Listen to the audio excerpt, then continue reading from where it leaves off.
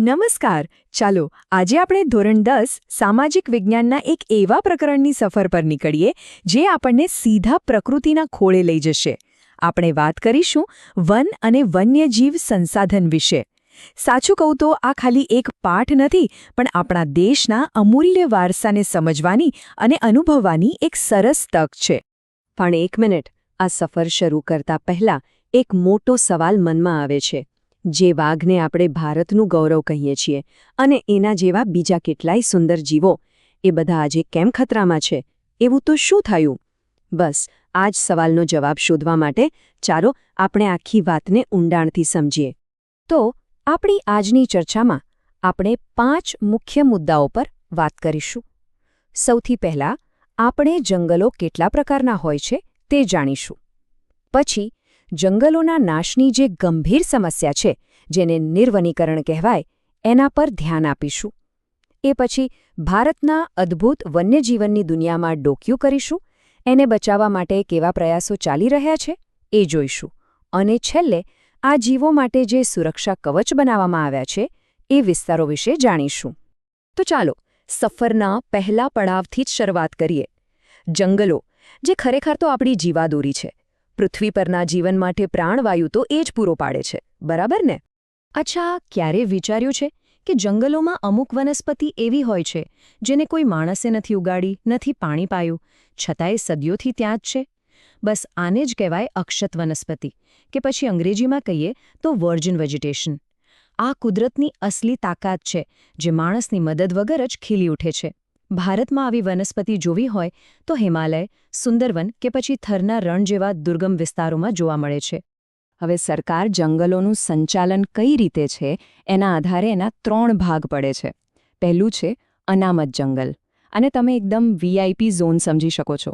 અહીં સરકારનું સીધું નિયંત્રણ હોય છે અને લાકડા કાપવા કે પશુ ચરાવવા જેવી કોઈ પણ પ્રવૃત્તિ પર કડક પ્રતિબંધ હોય છે. પછી આવે છે સંરક્ષિત જંગલ. અહીં નિયમો થોડા હળવા હોય છે. સરકારની દેખરેખ તો હોય જ, પણ સ્થાનિક લોકોને જરૂર પૂરતા લાકડા વીણવાની અને પશુ ચરાવવાની છૂટ મળે છે. પણ શરત એ કે જંગલને નુકસાન ન થવું જોઈએ. અને ત્રીજું છે અવર્ગીકૃત જંગલ, જ્યાં હજી સુધી કોઈ ખાસ નિયમો લાગુ નથી કરાયા. સારો સવાલ છે કે આ જંગલોની માલિકી કોની પાસે છે? તો એના આધારે પણ 3 પ્રકાર છે. મોટાભાગના જંગલો રાજ્ય માલિકીના હોય છે, એટલે કે એ કેન્દ્ર કે રાજ્ય સરકારના નિયંત્રણમાં હોય છે. પછી આવે છે સામુદાયિક વન.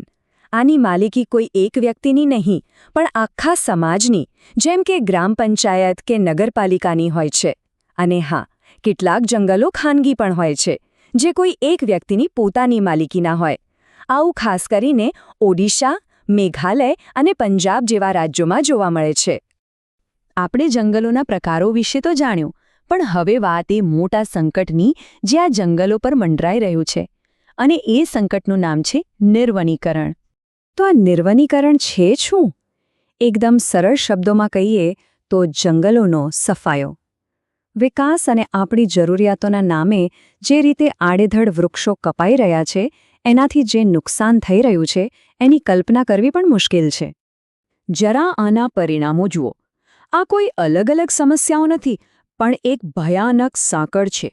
વૃક્ષો કપાય એટલે હવામાં કાર્બન ડાયોક્સાઇડ વધે, જે ગરમી વધારે છે, જેને આપણે ગ્રીનહાઉસ અસર કહીએ છીએ. વૃક્ષો ના હોય તો માટીને કોણ પકડી રાખે? એટલે જમીનનું ધોવાણ થાય. લાખો કરોડો જીવોના ઘર છીનવાઈ જાય છે. અને હા, આ બધાની અસર વરસાદ પર પણ પડે છે, જે ઓછો થઈ જાય છે. એક ભૂલ અને એની અસરો કેટલી બધી!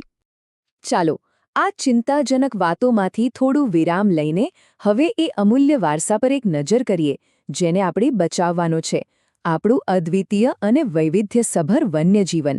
શું કોઈ અંદાજ લગાવી શકે છે કે ભારતમાં કેટલા પ્રકારના જીવજંતુઓ રહે છે? આ આંકડો સાંભળીને કદાચ નવાઈ લાગશે. 81,251. જી હા, 81,251થી પણ વધુ પ્રકારના પશુ, પક્ષીઓ અને જીવજંતુઓ આપણા દેશમાં વસે છે. આ જ તો છે ભારતની અદ્ભુત જૈવ વિવિધતા. અને આ વિવિધતા કેટલી અદ્ભુત છે! એક તરફ ગુજરાતની શાનસમા ગીરના એશિયાઈ સિંહ, તો બીજી તરફ બંગાળના જંગલોમાં રોબભેર ફરતો રોયલ બેંગોલ ટાઇગર. હિમાલયના બર્ફીલા પહાડોમાં જોવા મળતો હિમદીપડો અને ખાસ તો ગુજરાતના કચ્છના રણમાં જોવા મળતા જંગલી ગધેડા, જેને આપણે ઘોડખર તરીકે ઓળખીએ છીએ. આ ઘોડખર તો આખી દુનિયામાં ફક્ત અહીં જ જોવા મળે છે. અને આ કહાની માત્ર જમીન પર જ પૂરી નથી થતી. આપણી નદીઓના પાણીમાં પણ અજાયબીઓ છે, જેમ કે ગંગા અને બ્રહ્મપુત્રાના શુદ્ધ પાણીમાં રહેતી ગંગેય ડોલ્ફિન. આ મીઠા પાણીની ડોલ્ફિન બહુ જ ખાસ છે, પણ દુઃખની વાત એ છે કે પ્રદૂષણને કારણે આજે એનું અસ્તિત્વ પણ સંકટમાં છે. તો સમસ્યાઓ તો આપણે જોઈ, પણ શું તેનો કોઈ ઉકેલ છે? જી, બિલકુલ છે. હવે આપણે એ બચાવ અભિયાન વિશે વાત કરીશું, જે લુપ્ત થતી પ્રજાતિઓ માટે એક નવી આશા બનીને આવ્યું છે. આ તફાવત જુઓ. 20મી સદીની શરૂઆતમાં આપણા દેશના જંગલોમાં 40,000થી પણ વધુ વાઘ હતા. એમની ગર્જનાથી જંગલો ગાજી ઉઠતા. અને આજે ગેરકાયદેસર શિકાર અને જંગલોના નાશને કારણે આ શાનદાર પ્રાણી પોતાના અસ્તિત્વ માટે લડી રહ્યું છે. આ આંકડા ખાલી આંકડા નથી, પણ એક મોટી ચેતવણી છે. અને આ ચેતવણીને સરકારે ગંભીરતાથી લીધી. શરૂ થયું એક મોટું બચાવ અભિયાન, જેની શરૂઆત થઈ 1973માં પ્રોજેક્ટ ટાઇગરથી. વાઘને બચાવવા માટેનો આ એક ઐતિહાસિક પ્રયાસ હતો. પણ વાત અહીં ન અટકી. પછી હાથીઓ માટે પ્રોજેક્ટ એલિફન્ટ, ગેંડાને શિકારીઓથી બચાવવા ગેંડા પરિયોજના અને હિમાલયના હિમદીપડા માટે પણ ખાસ યોજનાઓ શરૂ કરવામાં આવી. હવે આ બધા પ્રોજેક્ટ્સને સફળ બનાવવા માટે સૌથી જરૂરી શું હતું? વન્યજીવોના ઘરને જ સુરક્ષિત કરવું. અને આ માટે બનાવવામાં આવ્યું એક મજબૂત સુરક્ષા કવચ, જેને આપણે સંરક્ષિત વિસ્તારો તરીકે ઓળખીએ છીએ. ચાલો આ સુરક્ષા કવચના 3 સ્તરને સરળ રીતે સમજીએ. પહેલું છે અભયારણ્ય. આ કોઈ એક ખાસ પ્રજાતિનું સુરક્ષિત ઘર હોય છે. અહીં થોડી ઘણી માનવ પ્રવૃત્તિની છૂટ હોય છે. એનાથી એક લેવલ ઉપર છે રાષ્ટ્રીય ઉદ્યાન.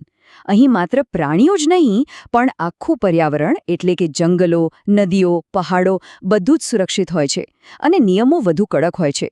અને સૌથી મોટું અને ઉચ્ચ સ્તરનું કવચ છે જૈવ આરક્ષિત ક્ષેત્ર. આ તો આંતરરાષ્ટ્રીય માપદંડો મુજબનો વિશાળ વિસ્તાર હોય છે, જ્યાં કુદરતને તેના મૂળ સ્વરૂપમાં સાચવવામાં આવે છે અને બહારની કોઈ પણ પ્રવૃત્તિ પર સંપૂર્ણ પ્રતિબંધ હોય છે. આ નકશા પર નજર કરો. આ લીલા ટપકા કોઈ 1-2 જગ્યાએ નથી, પણ કાશ્મીરથી કન્યાકુમારી અને ગુજરાતથી અરુણાચલ પ્રદેશ સુધી આખા દેશમાં ફેલાયેલા છે. આ એક એવું મજબૂત નેટવર્ક છે જે આપણા વન્યજીવનને સુરક્ષા આપે છે. ચાલો જરા આંકડા પણ જોઈ લઈએ. આખા ભારતમાં 531 અભયારણ્યો, 103 રાષ્ટ્રીય ઉદ્યાનો અને 18 જૈવ આરક્ષિત ક્ષેત્રો છે. અને જો આપણે ખાસ ગુજરાતની વાત કરીએ તો અહીં 23 અભયારણ્યો, 4 રાષ્ટ્રીય ઉદ્યાનો અને 1 જૈવ આરક્ષિત ક્ષેત્ર આવેલું છે. આ આંકડાઓ જ બતાવે છે કે સંરક્ષણ માટે કેટલા મોટા પાયે કામ થઈ રહ્યું છે. તો ચાલો ફટાફટ યાદ કરી લઈએ. આજે આપણે જંગલોના પ્રકારો જોયા, નિર્વનીકરણની ભયંકર અસરો વિશે જાણ્યું, ભારતના અદ્ભુત વન્યજીવનની ઝલક જોઈ અને તેને બચાવવા માટે ચાલી રહેલા પ્રોજેક્ટ્સ અને સંરક્ષિત વિસ્તારો જેવા મહત્વપૂર્ણ પ્રયાસોને સમજ્યા. ચાલો હવે જોઈએ કે આપણને કેટલું યાદ રહ્યું. તૈયાર છો? પહેલો સવાલ, વહીવટી દૃષ્ટિએ જંગલોના કેટલા પ્રકાર છે? વિચારો. હા, બિલકુલ સાચું, 3 પ્રકાર છે. બીજો સવાલ, વાઘ પરિયોજના ક્યારે શરૂ થઈ હતી? યાદ કરો, એકદમ બરાબર 1973માં. અને છેલ્લો અને સૌથી સહેલો સવાલ, એશિયાઈ સિંહ ક્યાં જોવા મળે છે?